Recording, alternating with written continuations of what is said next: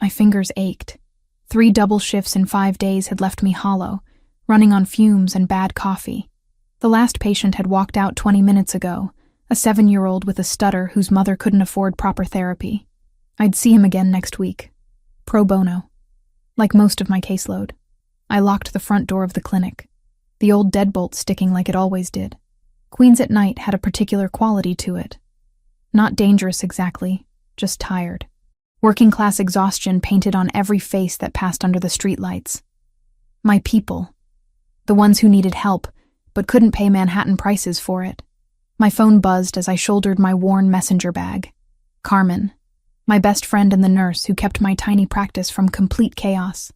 "Please don't tell me Mrs. Rodriguez is in labor," I said by way of greeting. She was 8 months pregnant, and insisted I coach her through breathing exercises, even though that was definitely not in my job description. Worse, Mount Sinai just called me looking for you. They need a speech therapist, pediatric case, emergency. I closed my eyes, leaning against the clinic door. Every muscle in my body screamed for my bed. My studio apartment with its lumpy futon and persistent radiator clank suddenly seemed like paradise. "Carmen, it's 9 at night. I'm dead on my feet. It's a kid, Elena. Trauma case. They specifically asked for someone who specializes in selective mutism." Guilt twisted in my chest. That was my specialty. The children who stopped speaking after witnessing something too terrible for words. I'd written my thesis on it. Lived it in some ways. After my parents died. Which hospital? Mount Sinai. VIP wing. They'll be waiting for you. VIP wing. That meant money. Maybe this one time, I'd actually get paid properly. Enough to cover this month's rent without choosing between groceries and electricity. On my way, the subway ride to Manhattan gave me time to pull myself together. I twisted my hair up into something resembling professional, checked my reflection in the dark window. 28 years old and I looked 40. Dark circles under my honey-colored eyes. But my hands were steady. That's what mattered. Mount Sinai's VIP entrance was a different world. Marble floors, art on the walls, security that looked more Secret Service than hospital rent-a-cop. A nurse in pristine scrubs met me at the elevator. "Dr. Moretti?" "Just Elena is fine. I'm a speech therapist, not a physician." She nodded, but something in her expression shifted. Pity. Concern. We rode to the 8th floor in silence. When the doors opened, I understood why. Men in black suits, not hospital security. Private. 2 of them flanked a door at the end of the hall. Another stood near the nurse's station, his jacket tailored to conceal but not quite hide the bulk of a shoulder holster. "What kind of case is this?" I asked, my voice dropping low. The nurse wouldn't meet my eyes. "The child's father values privacy. We've had 3 specialists today. None of them could get through to the boy." She led me past the guards. They watched me with professional detachment. Assessing, cataloging, making me feel like a potential threat rather than help. Inside the room, medical equipment beeped softly.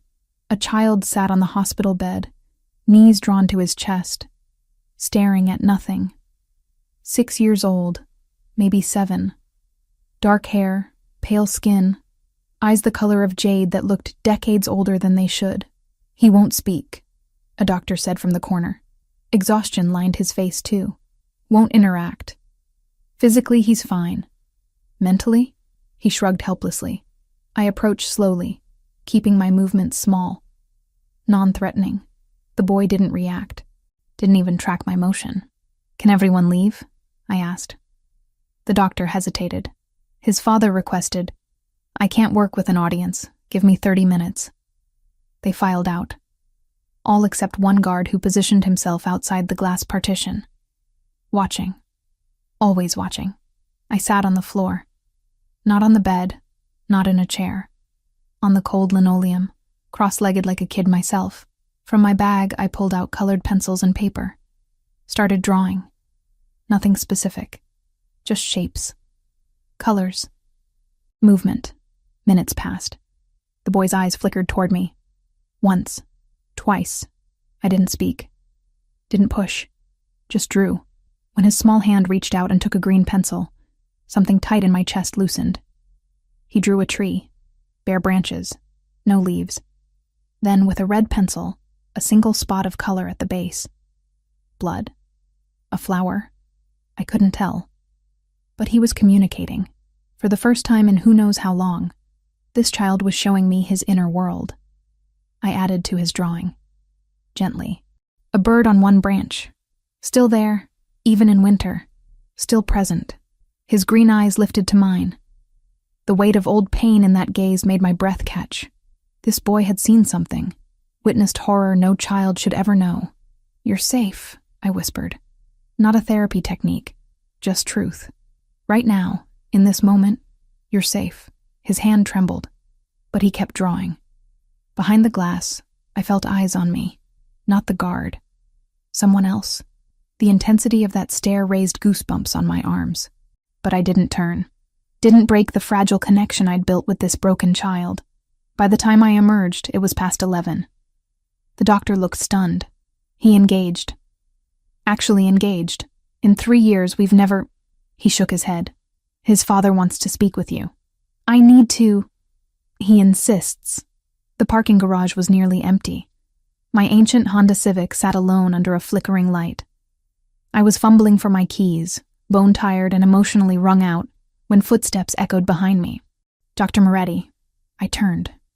The man from behind the glass. I knew without being told. The father. He was tall. 6'2", maybe 6'3". Dark hair swept back from a face that belonged on Roman coins. Sharp jaw.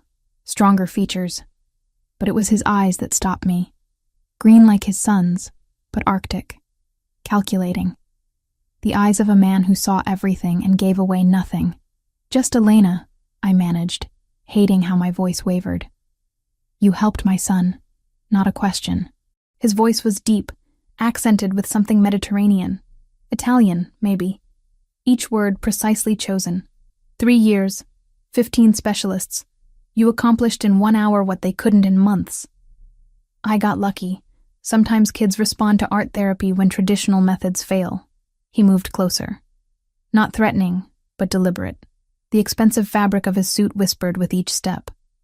This was a man accustomed to being obeyed. "I want to hire you. Exclusive contract. Name your price." The offer hung between us.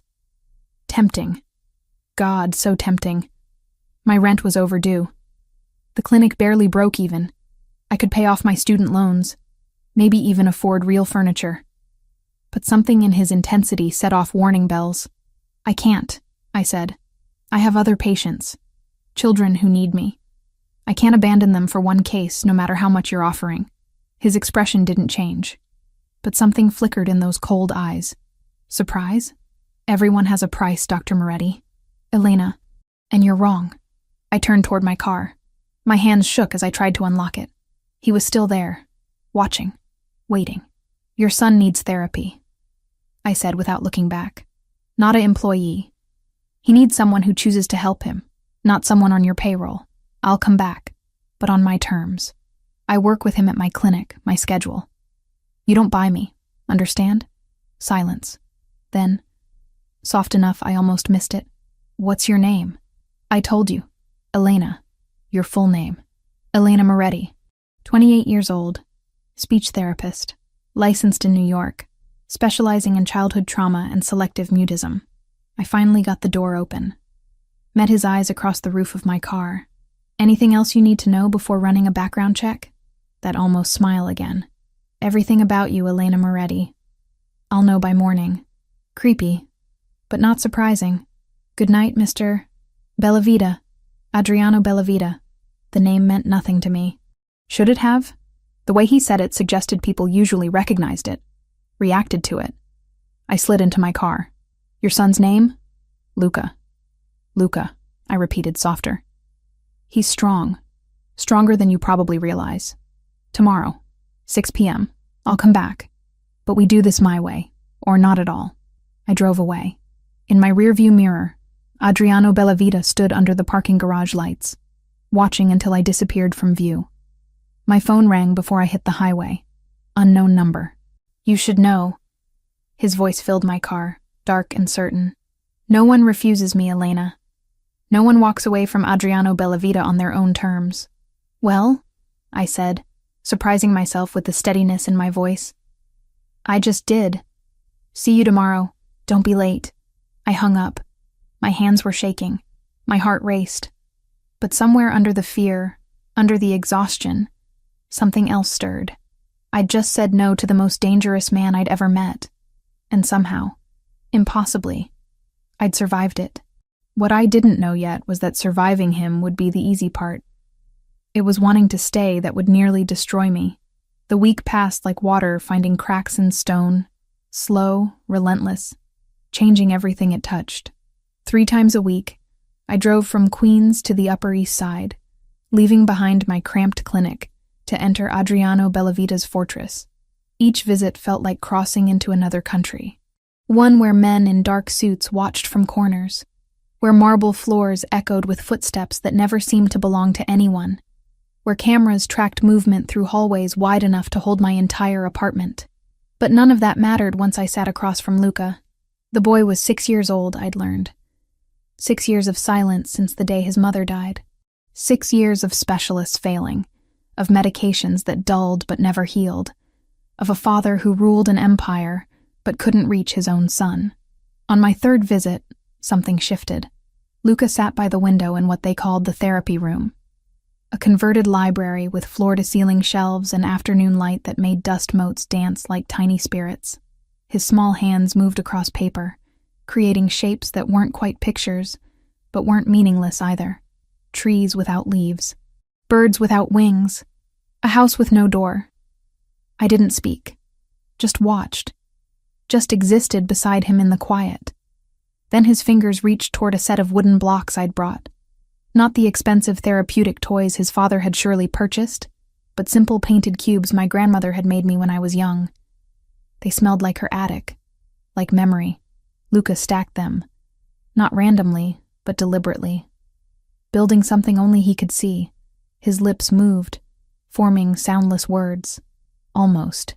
So close. A throat cleared behind me. I turned to find a woman in her 50s standing in the doorway, silver threaded through her black hair, pulled back in a practical bun. Her face carried the kind of warmth that comes from years of caring for others. Laugh lines around dark eyes that assessed me with maternal precision. Forgive the interruption. Her accent was Italian, rich as olive oil. I am Sophia. I manage the household. And apparently, I also managed to interrupt important moments. But she was smiling. And more remarkably, Luca had turned to look at her. Actually looked, instead of staring through people like they were glass. He likes you, Sophia said quietly, moving into the room with practiced ease. In 3 years, I've never seen him build anything. He knocks things down, never builds. The implication settled heavy in my chest. This boy had watched his world collapse. Why would he construct anything when experience taught him it would only fall? Will you stay for dinner? Sophia asked. It wasn't really a question. Mr. Bellavita requests your presence, and I make osso buco that even the silent cannot resist. I should have refused. Should have maintained professional boundaries. But Luca's small hand had reached out to touch the hem of my sleeve. The first voluntary physical contact he'd initiated, and Sophia's eyes held a plea that transcended language. Yes, I heard myself say. I'll stay. The dining room could have hosted a state dinner. Crystal chandeliers, oil paintings of long-dead Bellavitas, a table that could seat 20 but was set for 4. Adriano sat at the head like a king holding court. Sergio, his second-in-command, occupied the seat to his right. A man in his mid-40s with silver at his temples and eyes that calculated everything. I was placed beside Luca, across from Sergio. Sophia appeared and disappeared like a ghost, bringing courses that probably cost more than my monthly rent. Dr. Moretti. Sergio's voice was smooth, educated. My employer speaks highly of your work. Unusual for him to speak highly of anyone. Just Elena, I corrected. And I'm just doing my job. Your job. Adriano finally spoke, his voice cutting through the pretense like a blade through silk. Is that what you call giving my son back his voice? He hasn't spoken yet, but he's trying. I saw him today. His lips moved. The intensity in his green eyes made my breath catch. This wasn't just a father's hope. This was something rawer, desperate. Luca ate his pasta slowly, occasionally glancing at me, checking if I was still there, if this was real. "Tell me," Adriano continued, fingers wrapped around a wine glass he hadn't drunk from. "What made you become a speech therapist?" The question felt like a test, like everything with him was a test. "My grandmother raised me," I said carefully, "after my parents died when I was 8. She had a stroke when I was 15. Lost her ability to speak. I watched therapists help her find words again. I wanted to give that gift to others." Something flickered across his face. Understanding? Empathy? It vanished too quickly to name. "Loss," he said, "is a language all its own." The weight of those words pressed against the elegant room. Sergio shifted uncomfortably. Sofia, bringing more wine, hesitated. "Luca lost his mother 3 years ago," Adriano continued, his gaze never leaving mine. "She died protecting him. Took a bullet meant for me. He watched her fall. Watched her." He stopped, jaw clenching. He hasn't spoken since. My throat tightened.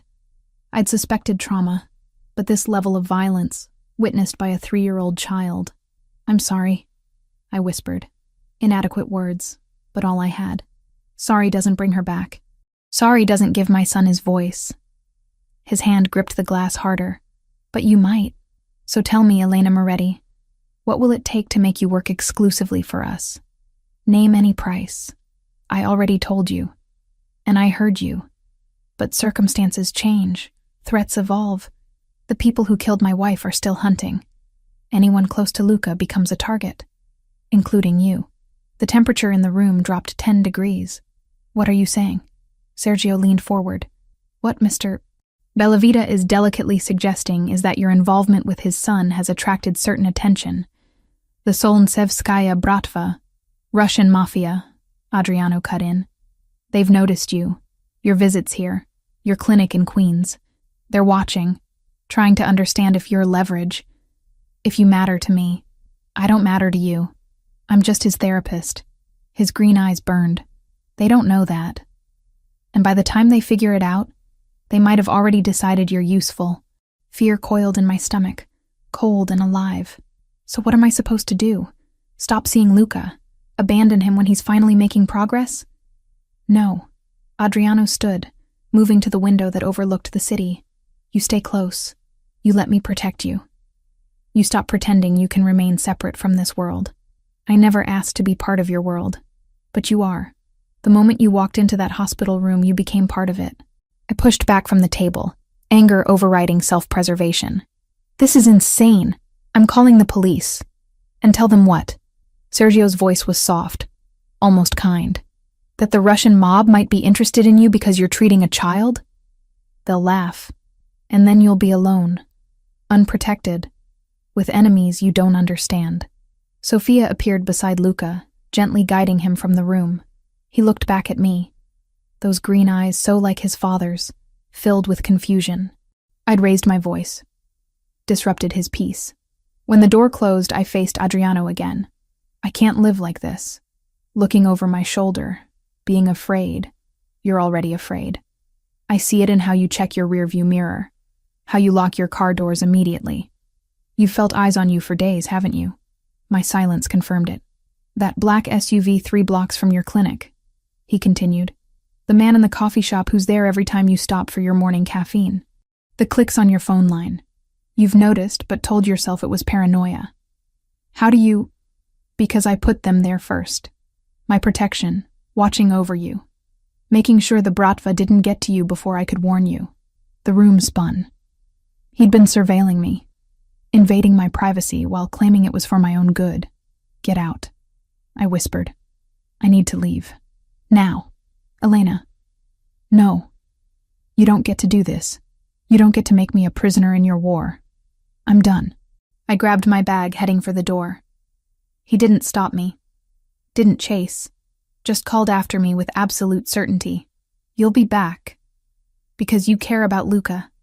And because you're smart enough to know that walking away from protection is walking toward danger." I drove home shaking. Every car behind me looked suspicious.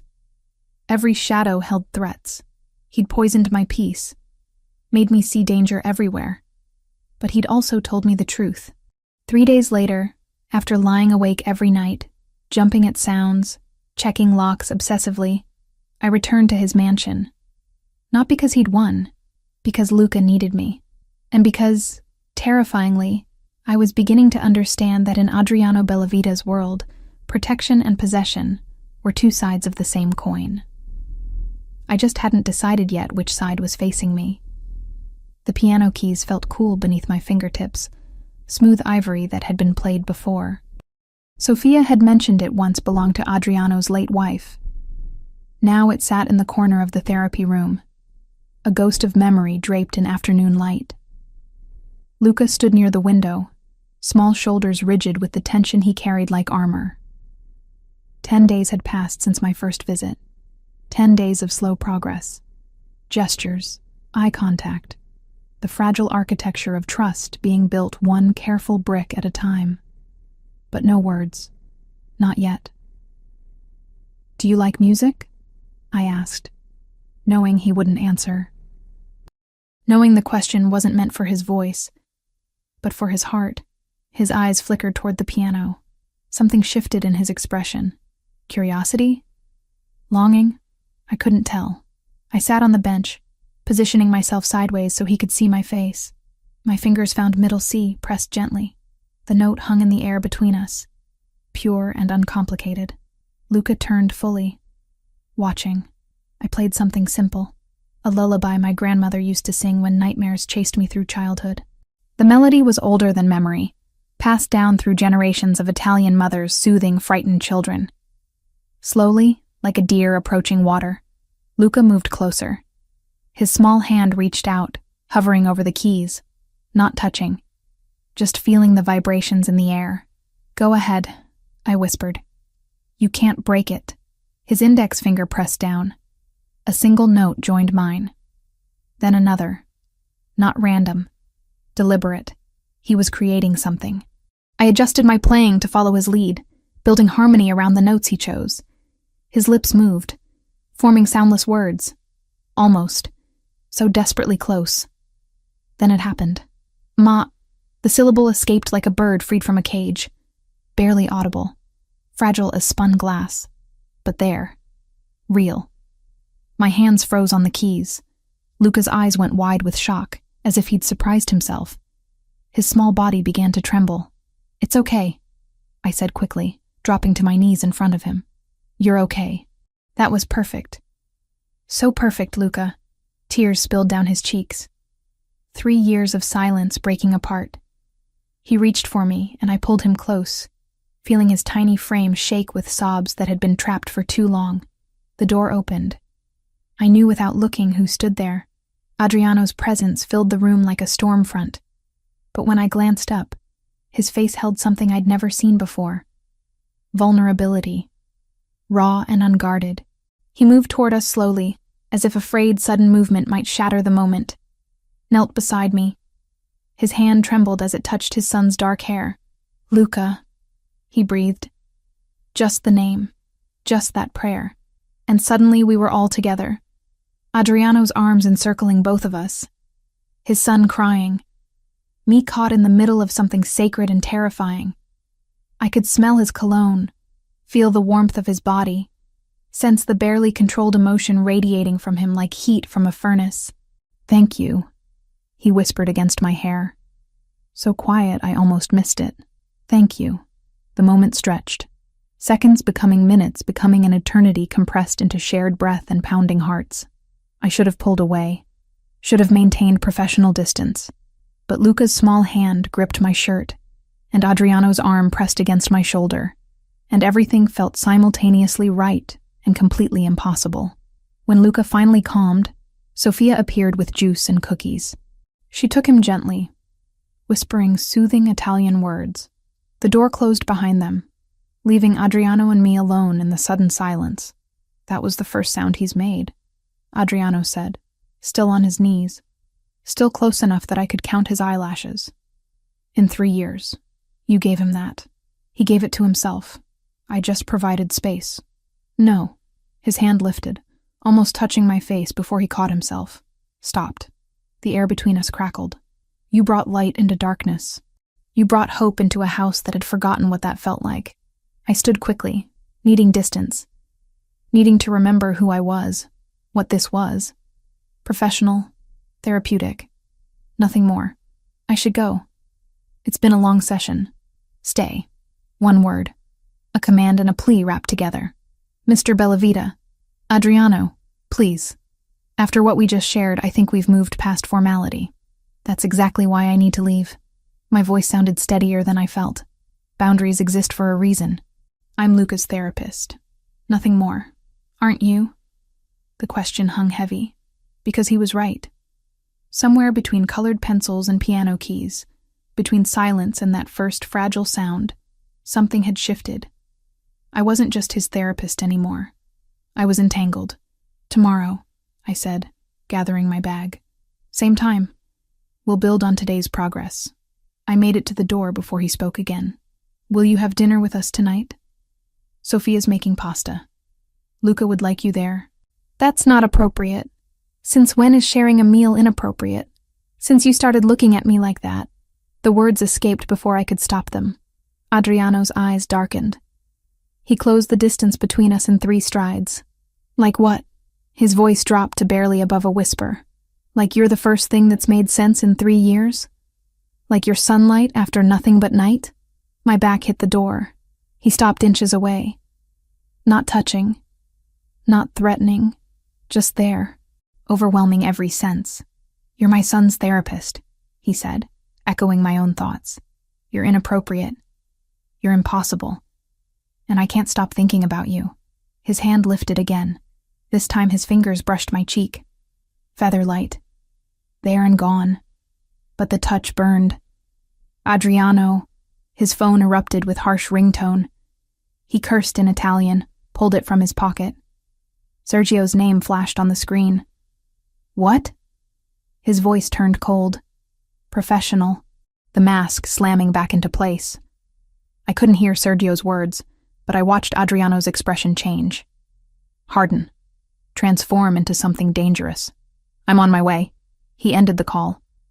Looked at me with regret and fury warring in his eyes. I have to go. Don't leave. Wait here. I need to... Wait. Please. Then he was gone. I stood there trembling, confused, terrified by how much I'd wanted him to kiss me, by how close I'd been to letting him. 20 minutes later, I was driving back to Queens, my hands still shaking on the wheel. 2 days passed without word from him. 2 days of seeing my normal patients, trying to focus on work, jumping every time my phone rang. Then Carmen called at 2 a.m. Elena, get to the clinic. Now. I'd never heard her voice shake before. The storefront was destroyed, glass everywhere, graffiti in Russian covering the walls, equipment smashed, files scattered across the floor like murdered paper. Carmen stood in the wreckage, phone in hand, tears streaming down her face. The police just left, she said. They called it vandalism, random. But Elena? She held out her phone. This was spray painted on your office door. I looked at the photo. Russian words I didn't understand, but the meaning came through clear enough in the image beneath them. A target, with my name. This isn't random, Carmen whispered. Someone knows you. Someone sending a message. My phone buzzed. Unknown number. But I knew. Are you hurt? Adriano's voice was controlled fury. How did you... Are... you... hurt? No. But my clinic... I'm 10 minutes away. Don't move. Don't talk to anyone. Wait for me. Adriano, what's happening? The Bratva found you. They're sending a message to me through you. Pack what you need from your apartment. You're not going back there. I'm not going anywhere with... This isn't negotiation, Elena. They know where you work, where you live. They know you matter to me, and that makes you a target. I don't matter to you. I'm just... If you were just my son's therapist, they wouldn't have touched your clinic. But you're more than that. And we both know it. Black SUVs appeared at the end of the street. 5 of them, moving in formation. You have a choice, Adriano said. Stay here, unprotected, and wait for them to decide you're worth taking. Or come with me. Let me keep you safe." Carmen gripped my arm. "Who is that?" "Elena, what have you gotten into?" The SUV stopped. Adriano stepped out of the lead vehicle, phone still at his ear. Even from a distance, he looked lethal. Purpose and power wrapped in an expensive suit. "Choose," he said, "but choose now." I looked at my destroyed clinic. My life's work scattered and broken. Thought about my empty apartment with its flimsy locks. About Luca's green eyes and that first fragile sound. About Russian words spray-painted like a death threat. "If I come with you," I said quietly, "I do it for Luca. Not for you. Whatever helps you sleep at night. And this is temporary. Just until it's safe." Of course. But something in his voice said he didn't believe that any more than I did. I ended the call. Told Carmen to go home. Promised I'd explain later. Then I walked toward Adriano Bellavita and the 5 black SUVs, carrying nothing but my purse and the knowledge that I'd just crossed a line I could never uncross. He opened the door for me, his hand at the small of my back as I climbed in. Possessive, protective, the boundaries between the two already blurring. "You'll stay at the mansion," he said, sliding in beside me. "Separate wing, total privacy, just until we neutralize the threat." "How long will that take?" His jaw clenched. "As long as necessary." The SUV pulled away from my ruined clinic, from my old life, toward a mansion in the Upper East Side, where a 6-year-old boy was learning to speak again, and his father was teaching me what it felt like to be both protected and possessed. I watched Queens disappear in the rearview mirror, and wondered if I'd ever see it the same way again, or if Adriano Bellavita had just become both my salvation and my destruction, wrapped in the same dangerous package. Living under Adriano Bellavita's roof was like existing in 2 worlds simultaneously. The mansion breathed luxury through every marble surface, every oil painting, every chandelier that cost more than my yearly salary. But beneath the elegance, danger pulsed like a second heartbeat. Men in dark suits patrolled the perimeter. Cameras tracked movement through hallways. Every door had a guard, and I was trapped in the center of it all. 2 weeks had passed since the night my clinic was destroyed. 2 weeks of waking in silk sheets that felt like chains, of eating meals I couldn't taste, of working with Luca while his father watched from doorways with eyes that burned through my professional facade. My routine became ritual. Morning sessions with Luca using the equipment Adriano had installed. Afternoons conducting telemedicine appointments with my other patients through the laptop he'd provided. Evenings that stretched into uncomfortable dinners where Sophia's cooking was the only thing that kept the silence from suffocating us all.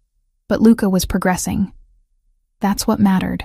That's what I told myself every time I felt Adriano's gaze tracking my movements like a predator studying prey.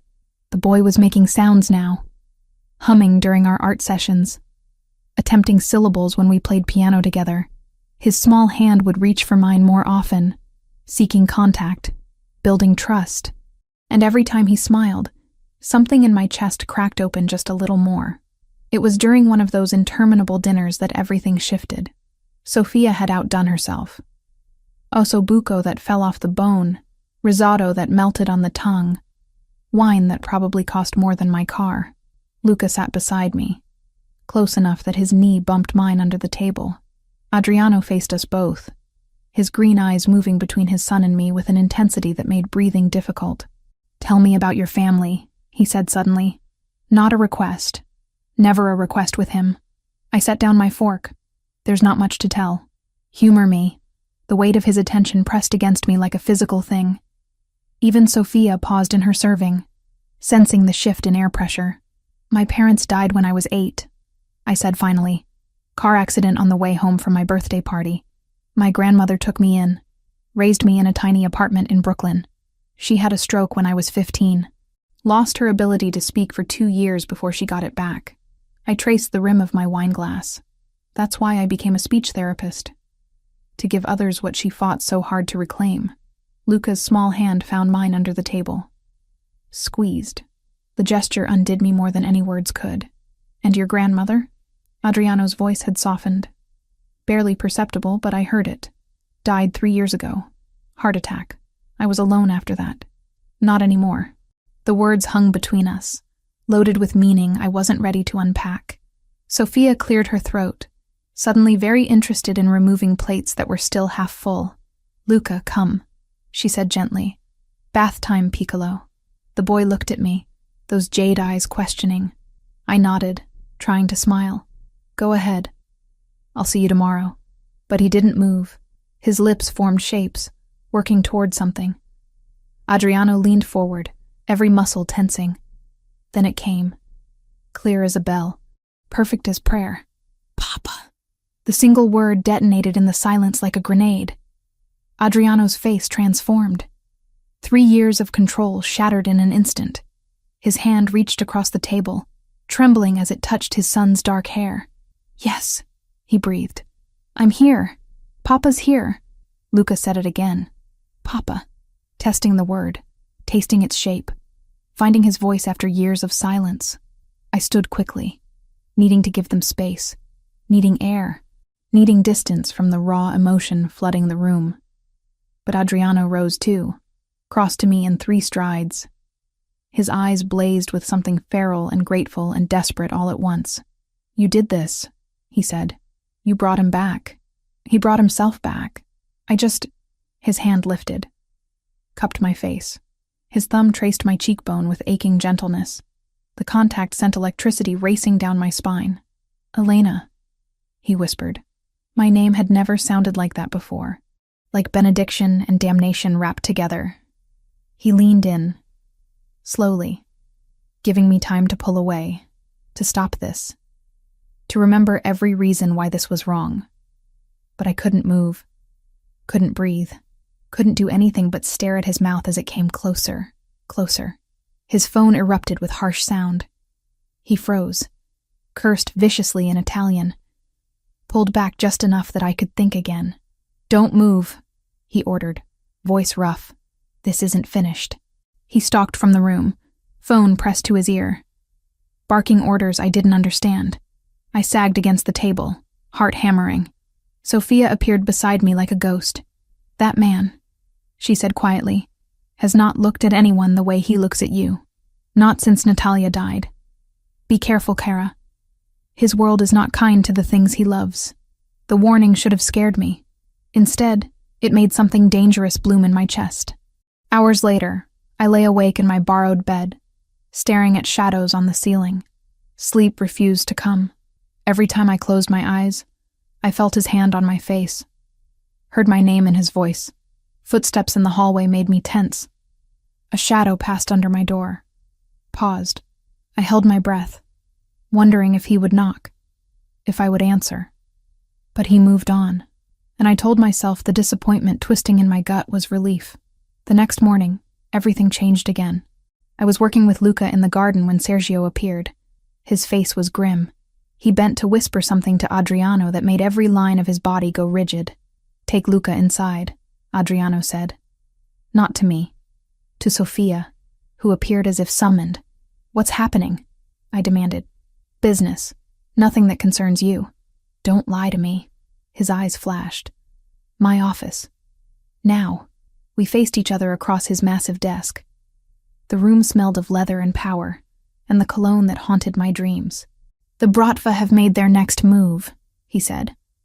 "They're targeting the orphanage where you volunteer, threatening to burn it down unless you're handed over to them." The floor tilted beneath me. "That's insane. There are children there. Innocent." "They don't care about innocence. They care about leverage. About hurting me through the people He stopped, jaw clenching. "Through the people connected to me. I have to turn myself in. I can't let them hurt those kids because of me." "Absolutely not. It's not your decision. The hell it isn't." He moved around the desk, loomed over me. "You think I'll let them take you? Use you? Destroy you to get to me? It's not about you. It's about innocent children who need protection more than I do. You don't understand what they'll do to you, Elena. The Bratva don't negotiate. They torture. They break. His voice cracked. "I can't. I won't lose someone else." The raw pain in his voice stopped my argument cold. That night, I made my decision. At 2 a.m., I packed a small bag, Left a note for Luca explaining I had to go help some children, that I'd come back when I could. I made it halfway down the hallway before strong hands caught my arms. Adriano spun me around. Fury and fear warred in his expression. Where the hell do you think you're going? To turn myself in, to save those kids. Over my dead body. It's not your choice. I shoved at his chest. Those children have no one else. I'm all they have. I won't let them burn because you can't control your enemies. And I won't let you die because I pulled you into this world. We were shouting now. Guards appeared at the end of the hall, but Adriano waved them off. You don't own me, I hissed. You don't get to decide what I do with my life. You're mine to protect whether you like it or not. I'm not yours. Aren't you? His voice dropped to something dangerous. Then why does your pulse race when I'm near? Why do you watch me like you're starving? Why didn't you pull away when I almost kissed you? Because I'm an idiot, I whispered. Because despite everything I know about you, every warning screaming in my head, I can't stop. He kissed me. No warning. No permission. Just his mouth claiming mine with desperate hunger. His hands cupped my face, holding me like something precious and fragile and his entirely. I should have fought. Should have pushed him away. Should have remembered every reason this was wrong. Instead, I kissed him back, my fingers tangled in his hair, his arm banded around my waist, pulling me flush against him. The kiss deepened, turned savage. 3 weeks of tension exploding between us like a bomb finally detonating. When we broke apart, both breathing hard, his forehead rested against mine. You're not going anywhere, he said. I'll handle the bratva. I'll protect those kids. But you stay here, where I can keep you safe. Adriano, please. The word cracked something in me. Please, Elena. Let me protect you. And God help me. I nodded. Because somewhere between colored pencils and that first desperate kiss, I'd stopped being just a therapist in his world. I'd become the thing he'd fight wars to keep. The morning after the kiss, I woke tangled in sheets that weren't mine, in a room that smelled like him. Cedar, an expensive cologne, and something uniquely Adriano that I couldn't name, but would recognize anywhere. We'd crossed every line, shattered every boundary. The night had been inevitable from the moment his lips first touched mine in that hallway. Desperation and need and 3 weeks of denial, combusting into something that left me trembling, and changed. Now, watching dawn paint patterns across unfamiliar walls, guilt settled in my chest like stones. I'd slept with the father of my patient, violated every ethical standard I'd sworn to uphold, become exactly what I'd promised myself I'd never be, entangled, compromised, lost in a world that wasn't mine, but God. The way he'd looked at me, like I was salvation and sin wrapped together, like I was the only thing keeping him tethered to humanity. I dressed quickly, slipping back to my own room before anyone could see. Before Sophia's knowing eyes could confirm what my body already knew. Before Luca could sense the shift between his father and me. The guilt followed me through breakfast. Through my morning session with Luca, who was forming simple words now, testing sounds against his tongue with newfound confidence. Through lunch that I couldn't taste. You're troubled, Cara. Sophia appeared beside me in the garden where I'd hidden after Luca's nap. Her weathered hands carried a tray of espresso and biscotti. Your eyes, they carry weight today. I'm fine. You're a terrible liar. She sat beside me, her presence maternal and undemanding. He's a good man, you know. Adriano. Despite what the world sees. Despite what he must do. Sophia. He hasn't smiled in 3 years. Hasn't looked at anyone with warmth since Natalia died. But you.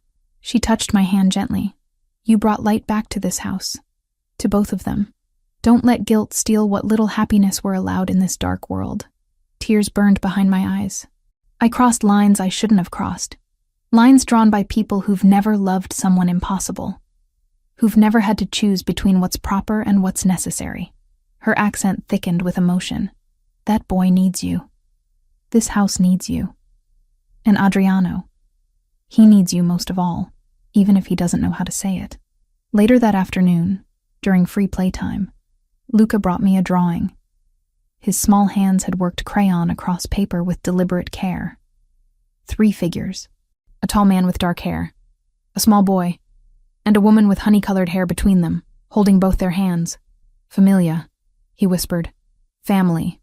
One of his new words, practiced during our Italian lessons. My throat closed. It's beautiful, Luca. He pointed at me. Then at the drawing. His green eyes held such hope it shattered something inside me. This child who'd lost his mother was claiming me as something more than his therapist. Building a family in his imagination because reality had stolen his. I held him close, feeling the weight of responsibility and love and terror mixed together. That night, I heard voices from Adriano's study. Low, urgent. The kind of conversation that meant business. The dangerous kind.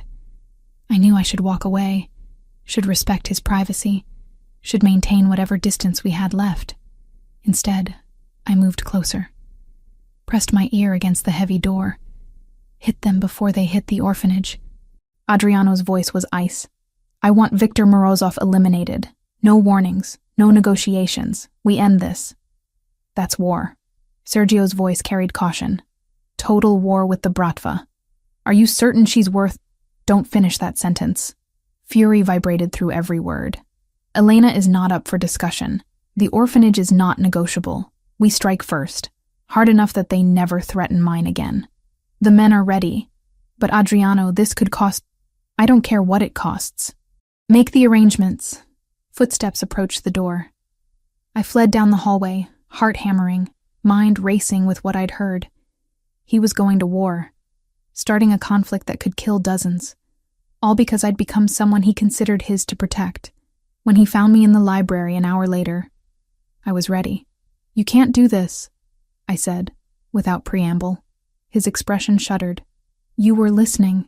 You're starting a war because of me. Because of threats against an orphanage. People will die, Adriano. How many? 10? 20? How much blood is acceptable to you? However much it takes to keep you safe. That's insane. You can't just— Killing people isn't the answer to every problem. In my world, it's often the only answer. He moved closer, his intensity filling the space between us. You want me to negotiate? To show mercy to men who threatened to burn children alive unless I handed you over? To trust that they'll honor any agreement we make? I want you to find another way. There isn't one. His control cracked. This is what I am, Elena. This is my world. Violence. Power. Decisions that would keep you awake at night. I've killed men for far less than threatening you. And I'll do it again without hesitation. Then what am I doing here? My voice broke. How can I love someone who solves problems with murder? How can I look at Luca and tell him his father is a good man when I know what you're capable of? The word hung between us. Love. I'd said it without meaning to. Without permission from my logical brain that screamed this was temporary. Impossible. Wrong. You love me? His voice dropped to barely above a whisper. I don't want to. God knows I've tried not to. But yes, I love you, and I hate myself for it. He kissed me then, desperate and claiming. His hands cupped my face like I was something precious he was terrified of losing. Then let me protect you the only way I know how. He breathed against my lips. Let me eliminate this threat so you can sleep without fear. So Luca can keep his therapist. So I can keep— He stopped, jaw clenching. Keep what? The first thing that's mattered to me since Natalia died. The confession broke something in both of us. We didn't make it back to his room that night either. The library became our sanctuary, our battlefield.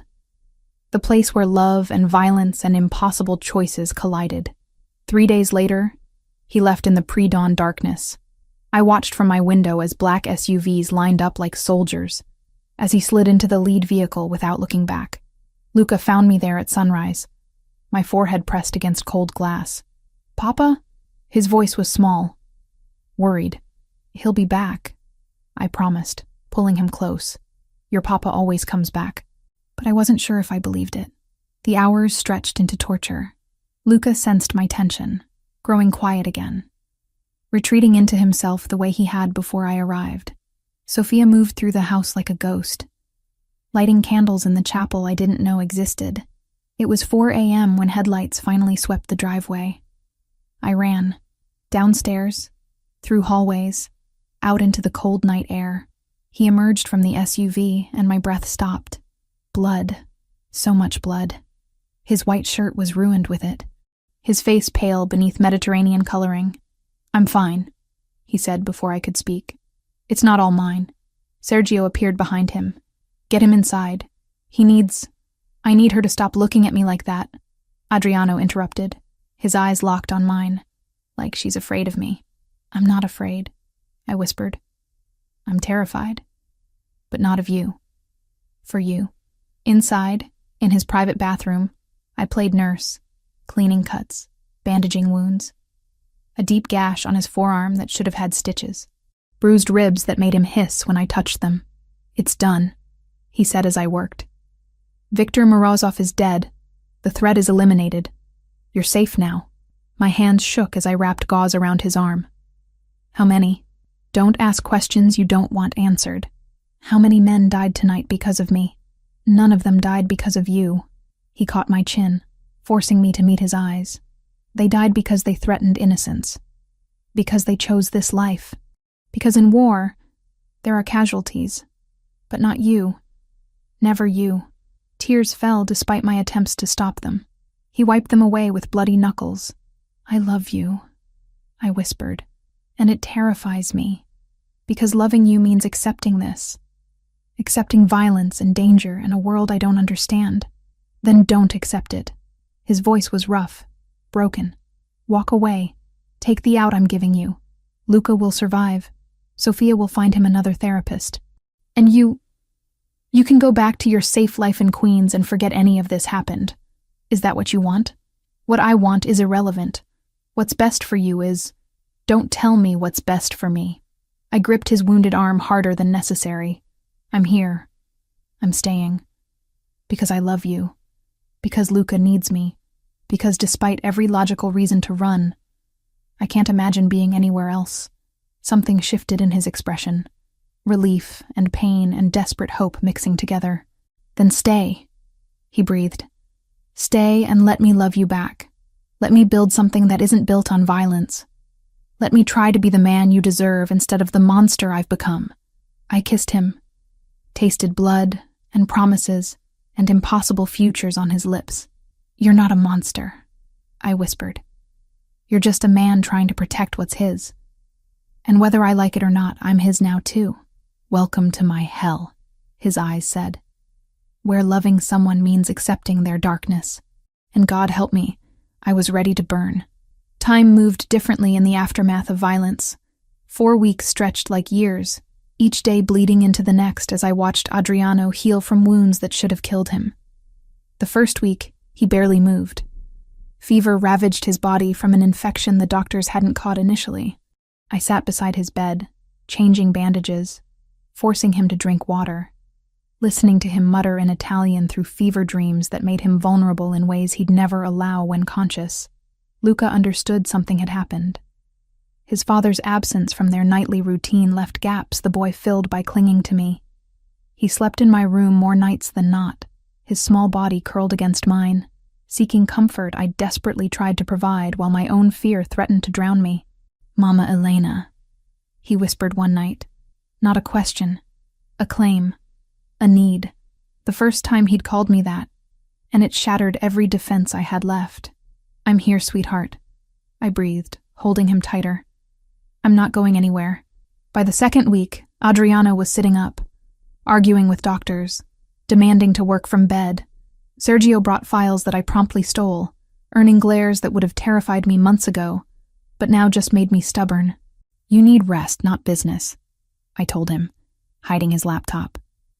"I need to ensure you're protected," he countered, trying to reach past me. The movement made him hiss with pain. "I'm protected. You have a small army outside. Now lie down before you tear your stitches."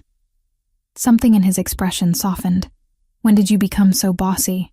When you became so impossible?" His hand caught mine, thumb tracing circles on my wrist. "During the operation, when everything went wrong, all I could think about was getting back to you. To Luca. I couldn't die because I hadn't told you." He stopped, jaw clenching. "Told me what?" "That I'm planning something. A surprise." But you have to be patient. I hate surprises. You'll love this one."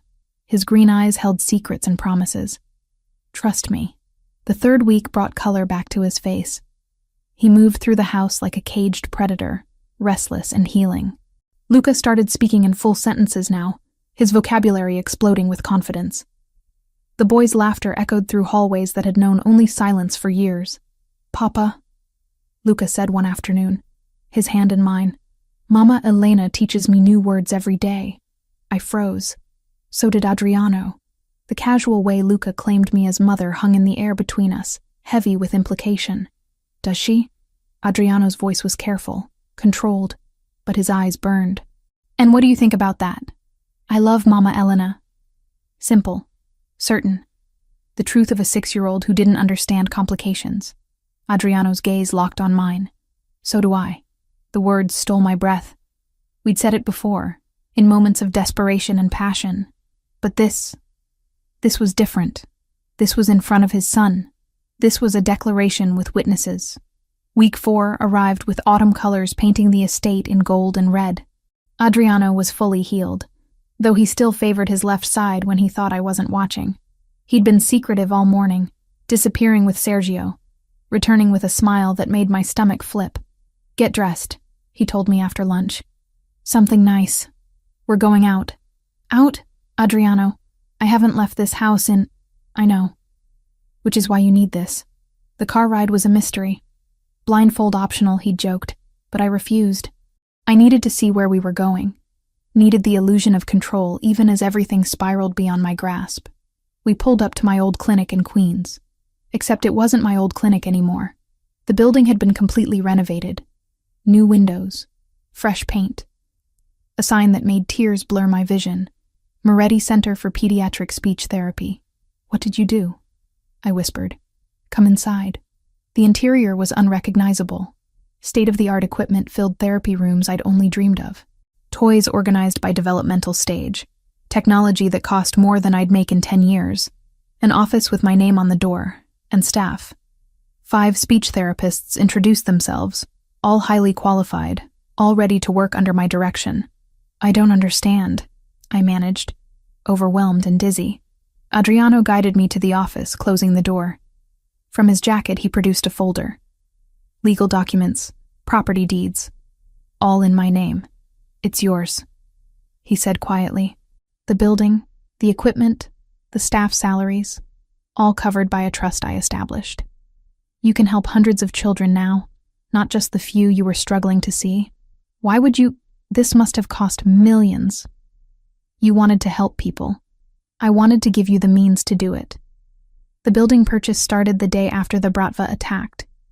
I wanted you to have something that was yours, untouchable, protected." My hands shook as I held the deeds. "Adriano, this is too much. It's not enough. It'll never be enough for what you've given me.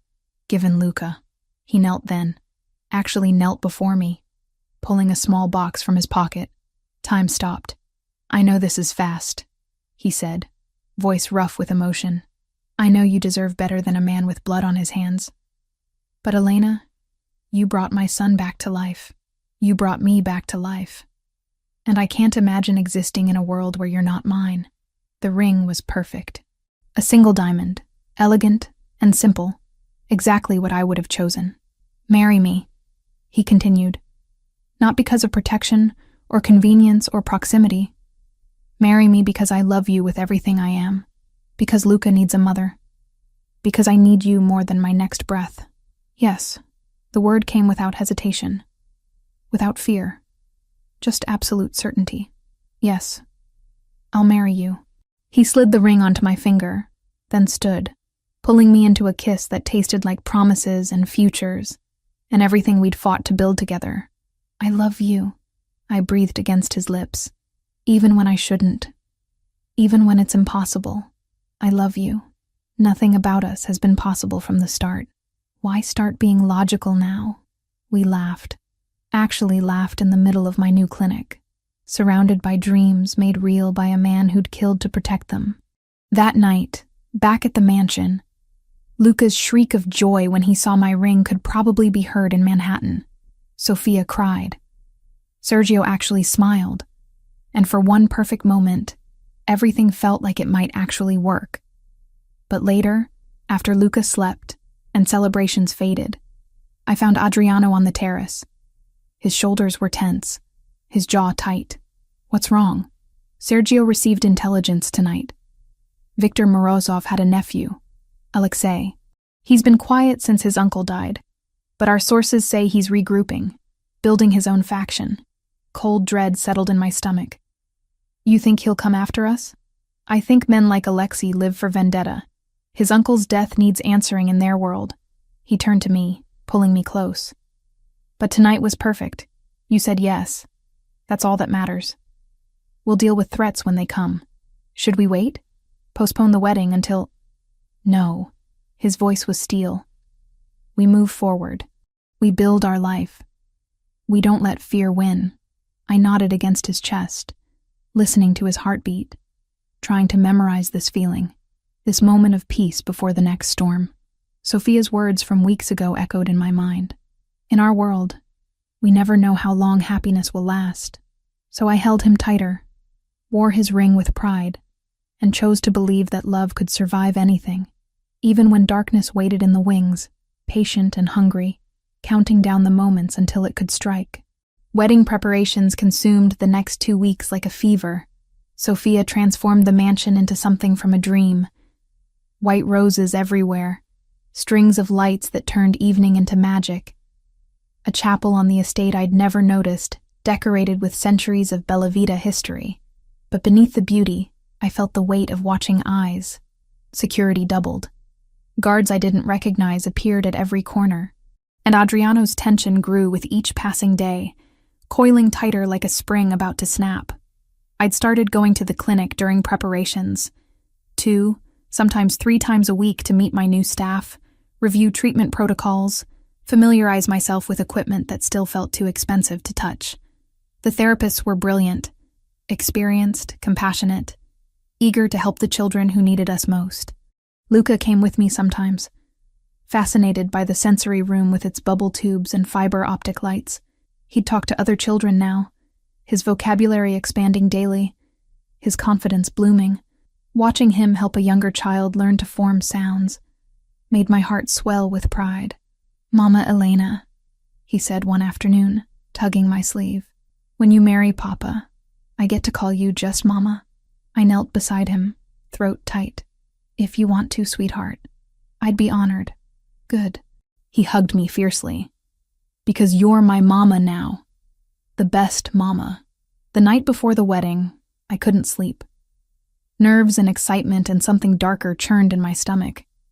I found Adriano on the terrace where we'd first really talked, staring at the city lights below. Second thoughts. His voice carried forced lightness. "About marrying you?" "Never." I moved beside him. "But you've been tense all week. What aren't you telling me?" His jaw clenched, the mask he wore so well cracking slightly. "There are things I've kept from you, to protect you, to let you have these weeks of happiness without fear." Ice formed in my veins. "What things?" He turned, capturing my hands in his. "Alexei Morozov, Victor's nephew. He's been quiet since his uncle died, but my intelligence says he's rebuilding, gathering the remnants of the Bratva, and he's sworn vendetta. Why didn't you tell me?" I pulled back, betrayal sharp in my chest. "Because you deserve to plan our wedding without that shadow. Because I wanted to give you something pure, before dragging you deeper into my world." His green eyes held regret and determination. "But I promised you transparency. So I'm telling you now before we say vows. Alexei is out there. He's dangerous. And marrying me puts an even bigger target on your back. You're telling me this now? Hours before our wedding? I'm giving you an out. One last chance to walk away before..." I kissed him. Hard, silencing the doubt in his voice with the certainty in my heart. "I'm not walking away." I breathed against his lips. "Tomorrow I become your wife. We face Alexei together. We face everything together. That's what marriage means." Relief and love flooded his expression. "I don't deserve you. Probably not. But you're stuck with me now." The wedding day dawned perfect and terrifying. Sophia helped me dress in lace and silk that made me feel like a bride from old Italian paintings. Carmen flew in as my only guest, crying the moment she saw me. "You look like a princess," she whispered, fixing my veil. "Are you sure about this?" "About him? More sure than I've been about anything." The chapel held maybe 30 people. Adriano's men, looking uncomfortable in formal wear. Sophia, beaming with maternal pride. Sergio, actually smiling. And Luca, in a tiny suit, holding our rings with the seriousness of someone entrusted with the world's most important task. Then I saw Adriano at the altar, and nothing else mattered. He wore black, as always, but the raw emotion on his face as I walked toward him made him look vulnerable and powerful simultaneously. When I reached him, his hand trembled, taking mine. "You came," he whispered, as if he doubted until this moment. Always. The ceremony blurred. Words in Italian and English. Vows we'd written ourselves. His promising to protect but never cage me. Mine promising to love him despite the darkness we'd have to navigate together. Luca's clear voice saying, "I give Mama and Papa these rings," made everyone laugh through tears. Then Adriano kissed me as his wife, and the world reduced to that single point of connection. His, mine, ours. The reception was intimate. Dinner on the terrace under stars and lights. Music that made me think of my grandmother's kitchen. Luca dancing between us, giggling as Adriano swung him in circles. I'd never been happier. Never felt more complete. Then Sergio appeared, phone pressed to his ear, face grim. He pulled Adriano aside, and I watched my husband's expression darken with each whispered word. When he returned, his smile didn't reach his eyes. But he held me closer during our first dance, as if memorizing the feel of me in his arms. "What's wrong?" I murmured against his shoulder. "Nothing that can't wait until tomorrow. Tonight is ours." Hours later, finally alone in our bedroom, he made love to me like a man drowning and I was air itself. Reverent and desperate and consuming. "I love you," he breathed against my neck. "More than I thought possible. More than is probably safe." "Good," I whispered back. Because safe was never what we were about. Morning came too quickly. Sunlight painted gold across rumpled sheets, and bodies still tangled together. I could have stayed there forever. But Adriano was already awake. Tension radiating from him despite the intimacy of our position. "Tell me," I said quietly. "Whatever Sergio told you last night. Tell me now." He reached for his phone on the nightstand, pulled up a photo that made my blood freeze. Me, at the clinic. Recent. From this week. With a rifle scope crosshair painted over my face in red. On the back, a message in Russian that Adriano translated. "Your happiness has a price. A.M. Alexei sent this during our reception," Adriano said, voice carefully controlled. "He knows about the clinic. About our wedding. He's watching, waiting for the right moment to strike. I should have been terrified, should have broken down. But something harder had formed in me over these months. So what do we do?" His eyes widened slightly. "You're not afraid?" "I'm terrified. But I'm also your wife now." I knew what I was signing up for. I took the phone, studied the image of myself marked for death. I have patients who need me. Children counting on me. I won't let Alexei Morozov steal that. "Elena, he's threatened your life. And you'll protect me. We'll have security. We'll be careful. But I won't hide." I met his gaze, letting him see my resolve. "You didn't marry a woman who breaks at the first sign of danger. You married a woman who grew up in Brooklyn, who rebuilt her life from nothing. I'm stronger than he thinks." Pride and worry warred in his expression. "You'll have maximum security at the clinic. 4 guards minimum. You don't go anywhere without protection." "Agreed. And you follow every protocol I establish. No arguments." "I'll follow reasonable protocols," I countered. "But I won't become a prisoner in my own life." He pulled me close, face buried in my hair. "Your courage is going to give me a heart attack. Then I guess you'll need me to perform CPR. Despite everything," he laughed. Actually laughed. "How did I survive before you? You didn't. You just existed. Now you live." Those words meant to comfort, seemed to shake something loose in him. He kissed me again. Slower this time, claiming and grateful and terrified all at once. The next weeks would test everything we'd built. Alexei lurked in shadows, patient and dangerous. Security became oppressive but necessary. Every trip to the clinic was planned military precise. But I kept working, kept helping children find their voices, kept building the life Adriano had given me the means to create. And at night, I came home to my husband and son, to family dinners where Luca chattered about his day, to Sophia's knowing smiles, to a love that had bloomed in the most impossible soil. "Do you regret it?" Adriano asked one night, holding me as we watched Luca sleep. Marrying into this world, I thought about my destroyed clinic in Queens, about Russian threats and armed guards, and living under constant surveillance, about ethics I'd compromised and lines I'd crossed. Then I thought about Luca calling me Mama, about Adriano's rare smiles, about children learning to speak in a clinic that bore my name. "Not for a single second," I whispered. "This is exactly where I'm supposed to be, even if danger waited in the wings, even if our happiness had a price tag attached, because some loves were worth fighting for, worth dying for."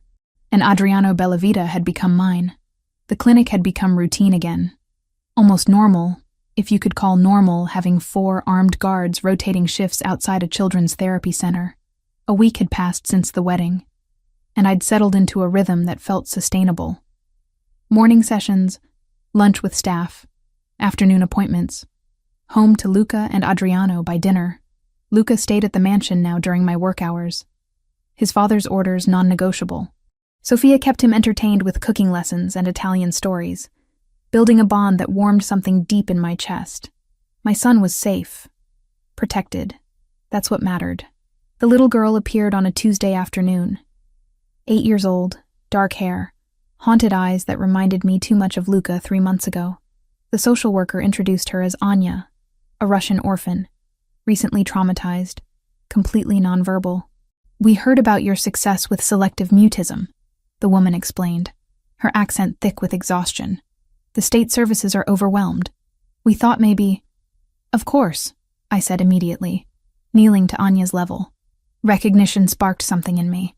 This child needed help, needed someone who understood silence.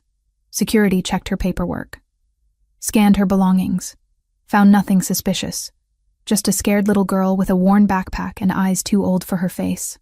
I should have known, should have been more careful. But how do you turn away a child who needs you? The session went well. Anya responded to art therapy like Luca had, cautiously, but with genuine interest. I spoke to her in the Russian I'd learned for my immigrant patients, and something flickered in her expression. Understanding, maybe trust. 2 days later, during our second session, everything went wrong. The ventilation system hissed wrong. I noticed it first. A chemical smell. Too sweet. Too heavy. My training kicked in faster than thought. "Everyone out!" I shouted to the staff in the main area. "Gas! Get the children!" But my legs were already weakening. Anya collapsed first, small body crumpling. I crawled toward her, trying to cover her face with my sleeve. Darkness swallowed everything. I woke to rope burns and terror. A warehouse. Brooklyn, maybe, based on the industrial sounds filtering through cracked windows. Anya beside me, whimpering, her small hand gripping mine with desperate strength. "It's okay," I whispered in Russian, forcing calm into my voice despite the panic clawing my throat. "We're going to be fine. I promise." 3 guards rotated watches. Professionals, but bored. They'd been told we were bargaining chips, nothing more. They didn't see us as threats. That was their mistake. I'd grown up in Brooklyn, learned to pick locks with a hairpin when I was 12 and locked myself out. The muscle memory returned as I worked the rope binding my wrists, fingers trembling but steady enough. Anya watched with wide eyes as I freed first myself, then her. "When I say run," I breathed in Russian, "you run to the back door. Don't look back. Understand?" She nodded.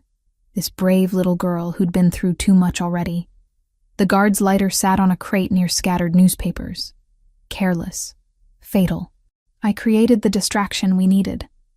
Smoke, billowing thick and black toward the ceiling, triggering whatever survival instincts these men had. In the chaos, Anya ran. I followed, praying Adriano had people tracking us, praying the smoke would be visible, praying we'd survive long enough to matter. The assault came minutes later. Professional, brutal, efficient. Sergio found us huddled behind a dumpster 2 blocks away, wrapped us in blankets, rushed us toward waiting vehicles. "Where's Adriano?" I demanded, voice hoarse from smoke. "Finishing it," Sergio said grimly. "You don't want to see that part, Elena. Trust me, he was right." I didn't. The hospital was sterile and safe and smelled like antiseptic instead of fear. They checked us both. Minor smoke inhalation, dehydration, shock, but alive. We were alive. Luca burst into the examination room an hour later, Sophia right behind him, both of them pale and shaking. "Mama!" He launched himself at me, sobbing into my chest. "Papa said bad men took you. I was scared. So scared. I'm here, baby. I'm okay." I held him with one arm, the other around Anya, who hadn't left my side. "We're both okay." Then Adriano appeared in the doorway, and the world stopped. Blood on his clothes. Exhaustion in every line of his body. But alive. He was alive. "It's done," he said quietly. "Alexei is dead. The threat is eliminated." I nodded, unable to speak past the relief choking me. He crossed the room in 3 strides, gathered all of us, me, Luca, even Anya, into arms that shook with the aftermath of violence I'd never see, but would always feel the weight of. 2 weeks later, I stood in family court with a lawyer Adriano had hired. Anya's case was complicated. She'd been used by the Bratva, traumatized, orphaned twice over, but I wanted her. Needed to give this child the safety she deserved. Temporary guardianship granted, the judge said. Adoption proceedings can begin, but understand, this will take time. Extensive background checks, home studies, probably a year or more.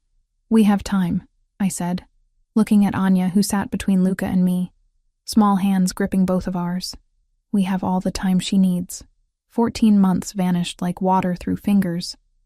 Months of therapy for Anya, watching her slowly find her voice. Months of Luca becoming the protective older brother she needed. Months of building routines and trust in something that felt impossibly like normal family life. The clinic thrived. 300 children on our roster now, with staff I'd trained personally. My dream made real by a man who'd killed to protect it. And through it all, love. So much love it sometimes felt like drowning in the best possible way. I stood in our bedroom, 2-week-old Leonardo sleeping in my arms, and watched through the window as Adriano played with Luca and Anya in the garden below. My husband had stepped back from operations, letting Sergio handle most of the business. He wanted to be present. To be the father he'd learned how to be because I'd shown him it was possible. "Mama," Luca's voice drifted up. "Anya said her first joke. Come here." I smiled, tears pricking my eyes. Yesterday, the adoption had been finalized. Anya Moretti Bellavita. Our daughter. Officially. Finally. That night, all of us gathered around the dining table. Adriano, me with Leonardo, Luca chattering about school, Anya practicing new words with Sophia's patient encouragement. Normal. Impossible. Ours. "What are you thinking?" Adriano asked, catching my distant expression. I looked at my family. At the boy who'd found his voice. At the girl who'd found her home. At the baby who represented futures we'd fought wars to protect. At the man who'd taught me that love and darkness could coexist. That I'd do it all again. I said quietly. Every terrifying moment. Every impossible choice. Because it led here. To this. He reached across the table, took my hand. His wedding ring caught the light. Matched mine, simple gold, inscribed with Italian words that meant, through darkness, light. "I love you," he said. Not a confession anymore, just truth. "I love you too. All of you." Luca and Anya giggled at something Sophia said. Leonardo made soft sleeping sounds. And Adriano looked at me like I'd hung the moon, when really, we'd both just survived the night long enough to see dawn. This was our happily ever after, built on impossible foundations, defended with blood and sacrifice, but ours completely. And I wouldn't change a single moment of the journey that brought us here. Not one.